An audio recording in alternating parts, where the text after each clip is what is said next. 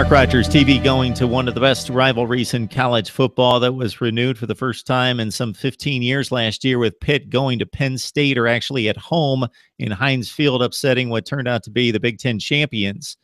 We bring in Jim Hammett from Cardiac Hill to talk up the Panthers and the Nittany Lions. Jim, how you doing? It's been a while. It has been a while. It's always exciting time in Pennsylvania when Pitt and Penn State get together. Yeah, I remember us really raking this one over before they got together at Heinz Field. It turned out to be a shootout, a game that really Pitt had no way that they should have been in a struggle late in the game, because they thoroughly dominated the first half, but it turned out to be a shootout. Penn State made a valiant comeback, and Pitt held them off with an interception in the end zone. So we've got a reversal of roles in a sense this year, with Penn State as a huge favorite at home. I just looked at the line at 21 points. That was a little heavier than I thought it might be.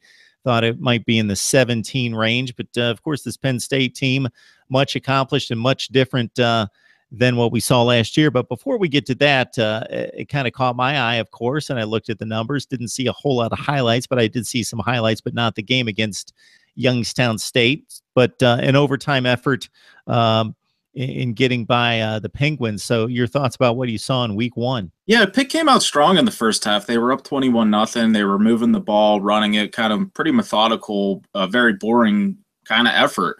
And in the second half, Youngstown started making plays. It kind of felt like Pitt, maybe packed it in a little too soon or played it a little too conservatively. And, by the time of the end of the fourth quarter, Pitt has to make this drive to, go down and win the game. And new kicker, Chris Blewett, has moved on. Freshman Alex Kessman comes in with the chance to win the game, and he misses the field goal, which it sends it to overtime. So definitely a little more close than you want of early, and you just kind of have a good solid effort. And it was definitely closer than you wanted it to be.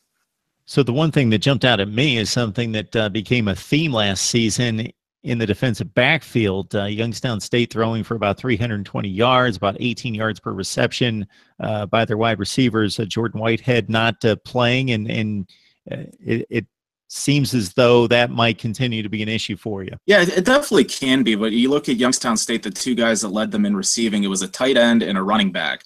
It was a couple breakdowns with wheel routes, and a couple times a new starting safety replacing Whitehead kind of made some plays. I thought overall Pitt's corners looked better. I think that was more of the issue last year, when they would just get beat thoroughly by wide receivers. Again, it was FCS opponents, so you don't know if it was, Pitt's corners are better or they were going up softer competition. But I think the passing, yeah, I think a lot with it was a lot with wheel routes, with linebackers mismatches on running backs, just some missed assignments, the type of things that you can clean up pretty easily. I mean, they have to, with McSorley and Barkley coming up on Saturday.